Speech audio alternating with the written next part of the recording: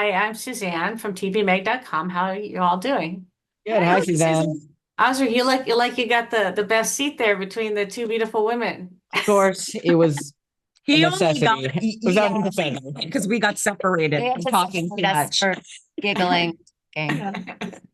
So, Lindy, can you talk about the tension between Lucy and Sylvie?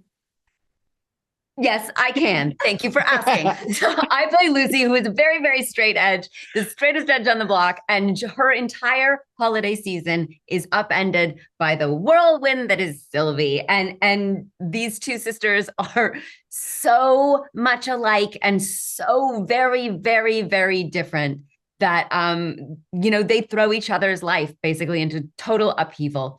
And Rachelle and I both are sisters ourselves, not each other's sisters, though we are looking into it because we finish each other's sentences. And so it was really just fun. Possible separation of birth. Possible separation of birth situation.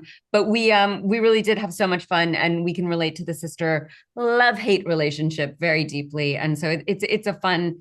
I didn't relate to the hate part until just now. Just now. It's such a fun and such a relatable thing to play with, because I think, love and hate, they coexist in siblings without question in every sibling relationship. So, Yeah. Rachelle, you have anything to add to that?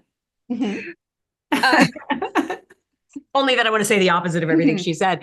I think that's exactly right. And I love that our love story. I love that Sylvie's love story is a sister story, that it's not a romantic love, that it's actually about that relationship and navigating those challenges and finding our way back and really, even though family's not a given in terms of relationship, right? Like, you're always going to be related your whole life. Nothing you can do about that, for better or for worse. But you're not necessarily going to be friends. You're not necessarily going to be best friends, right? And want that. And so that is also a relationship you have to keep recommitting to, just like a love, romantic relationship you have to keep recommitting to. So I love this idea that we fight for the continual choosing of each other. Like, we grow apart and then we're like, no, and then we stay in it to find our way back. Okay. And Osric, do you think the Lynn family story, how will that resonate with viewers? I hope it resonates strongly with viewers.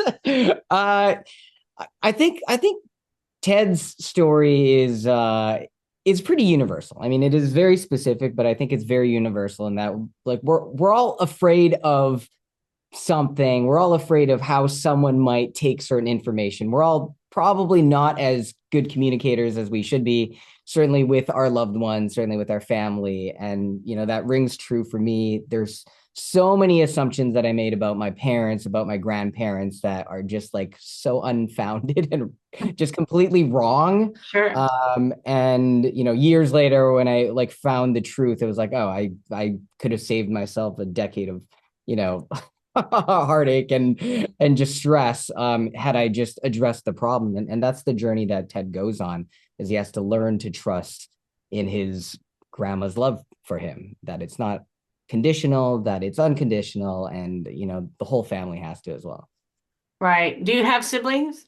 I have two brothers, yes. So, and are you all about the same age, or is there some distance? Like a year and a half, both sides. I'm the middle child. Okay, yeah, because I noticed that when people have big gaps between siblings, they all remember their childhoods completely different, even the parts that they shared. And then, of course, the parents have a different take on it. So it's kind of interesting how we all perceive things when we're growing up so different.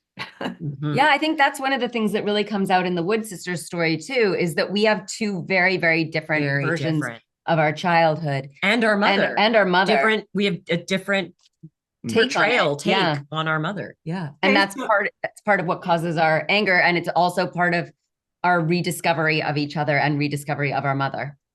Okay. Hallmark is promoting this as their first Christmas series. How does that affect any of you? If it doesn't, what do you think about it? We're number one. We want to celebrate. I mean, it's pretty cool. Yeah, to me, it was just one of the reasons that I wanted to be a part of it. And I was so excited as a fan of the movies that this had never been done before. And I just thought, what an amazing idea. And how have we not done this before? And it's so exciting. And just, you know, being the first of anything is always scary and a little risky, but I think this is definitely paid off. I think risky is like an understatement. It was so hard, like so ambitious. So ambitious. Like I'm like, how are they gonna do this with this people? 35 cast members. And they were trying to do like they were trying to make it look so cinematic, and it came together so well. So I'm very excited for everyone to watch it, because I think it's going to blow everyone's expectations just out of the water.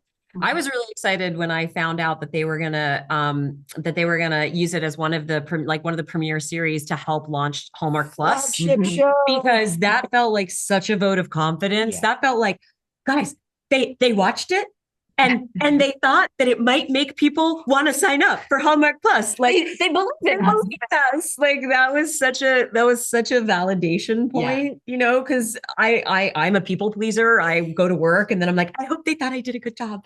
So that was actually a really fun part of it too. It's like, yeah, we're gonna be. I mean, they believe in it so much that we're gonna wait a year.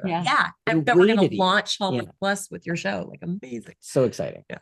That's cool. All right. Well, they told me to wrap it up. So thank you so much. And I hope it's a big hit. Great. Thank Thank you you. so much.